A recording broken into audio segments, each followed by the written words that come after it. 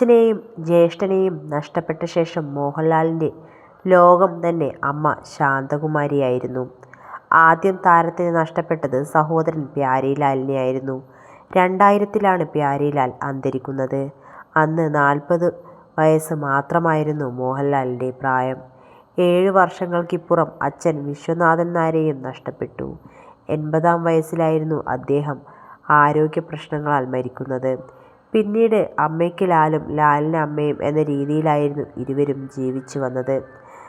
മോഹൻലാലിന് എവിടെ നിന്നാണ് ഇത്രയും കുസൃതിയും ചുറുചുറുക്കും വിനയവും കിട്ടിയതെന്ന സംശയം എല്ലാവർക്കുമുണ്ട്. അതിന് വേറെ ഉത്തരങ്ങൾ ഒന്നും തന്നെയില്ല. അമ്മ ശാന്തകുമാരി തന്നെയാണ് ഉറവിടം. ഒരു വട്ടമെങ്കിലും ശാന്തകുമാരി അമ്മയെ പരിചയപ്പെട്ടവർ ഒരിക്കലും ആ മുഖം മറക്കുകയില്ല.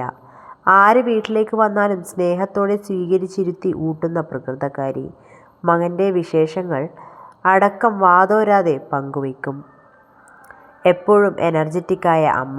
ലാളിത്യം നിറഞ്ഞ വസ്ത്രധാരണവും എപ്പോഴും ചിരിക്കുന്ന മുഖവും ചുവന്ന വട്ടപ്പൊട്ടുമായിരുന്നു ശാന്തകുമാരി അമ്മയുടെ അടയാളം. അമ്മയ്ക്ക് മുമ്പിൽ ലാലേട്ടൻ്റെ എനർജിയൊക്കെ ഒന്നുമല്ല എന്നാണ് കുടുംബത്തോട് അടുത്തു ഇടപഴകിയിട്ടുള്ളവർ പറയുന്നതും. 70-ലേക്ക് കടന്ന ശേഷമാണ് ശാന്തകുമാരിക്ക് ആരോഗ്യപരമായ പ്രശ്നങ്ങൾ ഓരോന്നായി വന്നു തുടങ്ങിയത്. പക്ഷാഘാതം വന്നതിന് ശേഷമാണ് ശാന്തകുമാരി വീട്ടിൽ തന്നെ ഒതുങ്ങിക്കൂടി തുടങ്ങിയത്.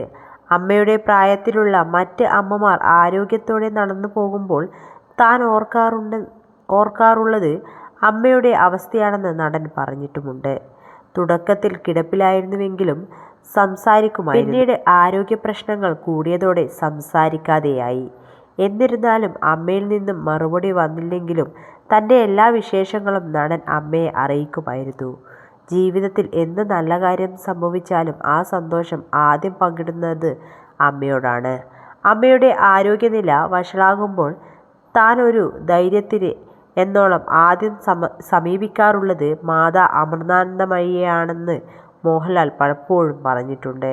എത്ര തിരക്കിനിടയിലാണെങ്കിലും അമ്മയുടെ ഒരു കാര്യങ്ങൾക്കും മോഹൻലാൽ മുടക്ക് വരുത്തിയിട്ടില്ല. കുഞ്ഞുങ്ങളെ പരിപാലിക്കുന്നത് പോലെയാണ് അമ്മയെ മോഹൻലാലും കുടുംബവും ശുശ്രൂഷിക്കുന്നത്. അമ്മയിൽ നിന്ന് തന്നെയാകണം ആ ഗുണം ലാലിന് കിട്ടിയത്. കാരണം മറവി രോഗം ബാധിച്ച അച്ഛൻ്റെ അവസാന കാലത്ത് അമ്മ എങ്ങനെയാണ് അച്ഛനെ ശുശ്രൂഷിച്ചിരുന്നതെന്ന് ഒരിക്കൽ മോഹൻലാൽ തന്നെ പറഞ്ഞിരുന്നു.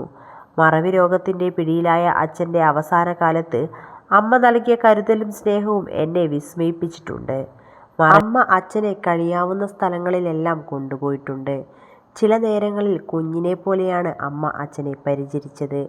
ഒരിക്കൽ പറഞ്ഞ അതേ കാര്യങ്ങൾ തന്നെ വീണ്ടും വീണ്ടും അമ്മ ക്ഷമയോടെ ആവർത്തിച്ചിട്ടുണ്ട്. അവസാന കാലത്ത് അച്ഛന് എന്നെ തിരിച്ചറിയാനാകുന്നുണ്ടോയെന്നു പോലും എനിക്ക് സംശയമായിരുന്നു. ഒരിക്കൽ ഇരുവരും ഒരുമിച്ച് എൻ്റെ സിനിമ കാണാൻ തിയേറ്ററിൽ പോയി.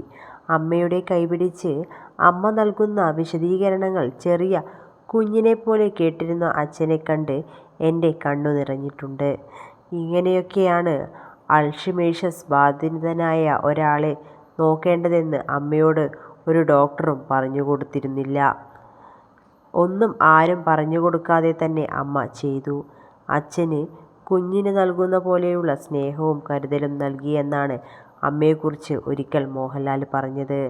അതെല്ലാം കണ്ടു വളർന്നതുകൊണ്ടാകാം എല്ലാവരോടും സൗമ്യമായി പെരുമാറാൻ മഹാനടന് കഴിയുന്നത്.